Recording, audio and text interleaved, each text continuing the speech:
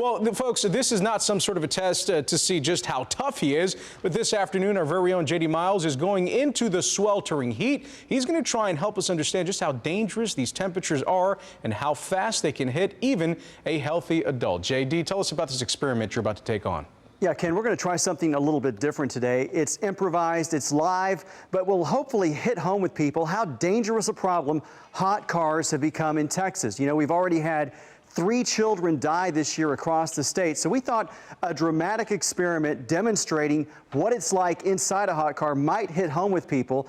And to help us pull off this experiment, I've got a crew here from MedStar in Fort Worth. They've been taking my vital signs today to prepare for this experiment. We're going to bring to you at 5 p.m. Chris Sanchez is one of the paramedics who've been taking my vital signs. Chris, tell us about how dangerous is this experiment we're going to pull off today?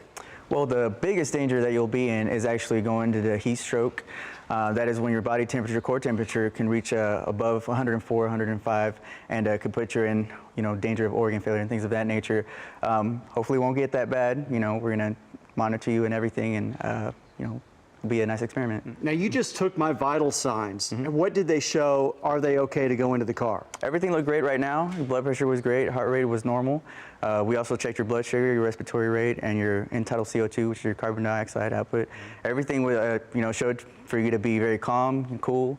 And actually, if you want to take this risk, and healthy to do so. And there you're looking at video of one of the vehicles we have a temperature gauge in. You can see it's not working right now, but of course there are a lot of cars out in our parking lot. One of those is going to be up to 120 degrees, I believe. It's preheating right now for us for this experiment. You've obviously you see a lot of kids in cars left behind by people. Is it a major problem right now? It is a major problem. For many different reasons. I don't really know why that situation would happen, because obviously it's very saddening for us to hear and run on those kinds of calls. But yes, it's very real danger right now. All right, well, Chris, thanks. These guys are going to be at my side while we're pulling off this experiment. We'll now move outside to the experiment scene. We'll bring you that at 4:30, and again, I'll go inside the car coming up at 5. Yeah, I'll be seeing you out there at 5 o'clock, J.D. Obviously a very big message that we're trying to send with this experiment. J.D. Miles is showing us how dangerous a car can be. He's outside of our studios right now. J.D.? Yeah, Ken, we're getting ready for our hot car challenge. Now at 4, I told you that these temperature gauges inside these 2 cars that we placed here outside our Fort Worth studio were broken. They are actually not broken. They have actually gone all the way around, maxed out. This is called warping, so the temperature is above 140 degrees inside both of these cars. This is what I have to look forward to when I get into this Jeep Wrangler at the top of our 5 p.m. newscast to see how long I can withstand it before I develop signs of heat exhaustion. Now with me will be a crew from MedStar you see over here. They're going to be monitoring my breathing, my blood, my temperature. Chris Sanchez has some of the equipment here they're going to use to monitor my symptoms and conditions. Chris, what kinds of things should I be looking for when I get into the car to make sure that I'm okay? Okay, well, first of all, you got to make sure you're awake and alert. You realize that you know what you're doing, you know where you are, and things of that nature, you're aware. Make sure that you're still sweating, you're still profuse, that you're not dry, you're not feeling overly exhausted, and not short of breath and things of that nature. If you start feeling weak or anything, or dizzy, that's a sign that maybe we should, call it quit at that point. We'll see how long I can go. I feel like I'm in good hands, though.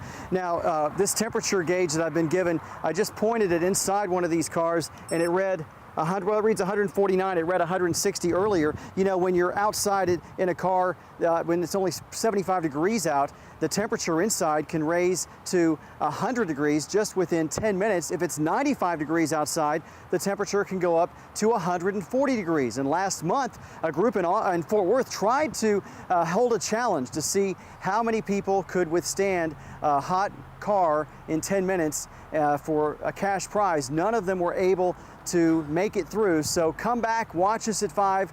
We'll see how long I can go inside this hot car. Ken, back to you. In the meantime, I'm going to drink a lot of water. This is CBS 11 News at 5. And right now at 5, we have temperatures over 100 degrees again. Now, throughout this newscast, we are going to conduct an experiment to show just how dangerous this heat can be. That's our J.D. Miles right there. He's getting into a vehicle. It's been parked in the sun. The AC is off. The windows, as you can see, are up and paramedics are standing by. And we're going to start a timer. We will check in with JD here in just a couple of minutes. I'm Kaylee O'Kelly. While JD gets settled in out there, we do want to check in with Chief Meteorologist Larry Mowry. Our JD Miles has been inside that hot vehicle outside our Fort Worth studios for just a couple of minutes, 4 minutes now to be exact. We do want to check in with JD and our Ken Molestina as well. He's with JD just to be safe. Yeah, we're helping him out here, Kaylee, because it's so hot in there. We don't want him doing any more talking than that he needs to. Take a look at him. JD's in the car. This experiment has already started. JD, if you can hear me in there, what's it feel like? You know, Ken, it's a lot hotter than I thought it would be initially. I got in here and immediately started sweating. I can see how quickly it can become dangerous inside a car. Even after about 2 minutes, I'm very uncomfortable. It feels like a sauna. My breathing seems to be a little more labored. It's very stuffy in here. I can't stress enough how quickly this can become a dangerous situation, and we don't want this to appear to be a competition. It's a demonstration. It's to stick into people's heads the importance of making sure they don't leave living things inside vehicles when it's this hot outside. And just in the past couple of minutes, I've seen your face already begin to glisten with all the sweat. So, I mean, it comes on quick. We want to keep looking at JD here and at the monitor. I want to bring in paramedic Chris Sanchez with MedStar, who's helping monitor JD. Chris, tell me, what are we looking at right now? What do you guys have connected to JD that you guys are monitoring? Okay, we've got him on a cardiac monitor, so we have him on a 4-lead EKG, which means that we're monitoring his heart rhythm, his heart rate. We've also got a blood pressure cuff on him that's automatically checking his blood pressure every about 5 minutes, and it's monitoring his respiratory rate as well. So just in the first couple of minutes of this experiment, what are you already seeing? Well, I'm seeing his heart rate has jumped about 10 points. You know, it's about 82 right now. Still doing pretty good. You know, JD's a healthy guy. His heart rhythm's still very regular, so all that's good. The things that we're going to see change quicker is his actual presentation. Like you mentioned, the glistening in his face. We can see all that, how he's already feeling the heat in there. Now, I wanted to ask you so that folks get an understanding of just how serious and how dangerous this can be. At what point do we typically see organs, vital organs, begin to fail people who are in a similar situation? Yeah, so untreated hyperthermia, which means an uncontrolled increase in body temperature above 104, 105 is very dangerous. That's where we start seeing those kind of imminent changes to the organs. All right, Chris Sanchez, paramedic with MedStar. We appreciate you being on hand. Folks, JD is going to stay in this car for as long as he can take it. We're going to check back in with him in a couple of minutes. But as you can see, this experiment, this test, Hot Car Live, already it's in effect. It's going on, and we'll see what happens out here. Back to you, Kaylee. All right. Thank you for that, both of you. Follow along second by second here with JD. He is live tweeting using the hashtag HotCarLive on Twitter. Coming up in 3 minutes, we're going to go back outside. In fact, we're going to show you some live pictures right now. Gosh, we're watching JD Miles. You're going to see how he's coping inside that car. No AC on. It's been parked in direct sunlight. He is sweating profusely. This is not a competition. It's an experiment to show just how hot cars can get and how quickly they can get that hot. We will be right back. You're watching CBS 11 News at 5 with Doug Dunbar, Kaylee O'Kelly, and Chief Meteorologist Larry Mowry. It's been 15 minutes. That's how long JD Miles has been inside that hot car parked in direct sunlight here at our Fort Worth studios. We want to check in with him and our own Ken Molestina now to see how JD is holding up. It's been gripping to watch you guys on these monitors in the studio during the breaks. Well, you know, the first thing I want to say is that we're keeping a real close eye on JD. He's inside there right now. You're going to hear from him in a second, but I want to show you we've got paramedics standing by as well, and he's connected to a machine out here, so we're keeping a real close eye on his vitals. But as you were mentioning, JD's been in here for about 15 minutes now. JD, just you think you're going to be in there much longer? What do you think? I mean, there's the temperature right now. It says 147. 147 according to your gun. I feel so weak right now. My mind is telling my body to jerk open the door. I'm really just you know, acting on will right now. It is so hot. My body is weak. My breathing is elevated, and I can see how in just 15 minutes a child or a dog could easily pass out and then die in this.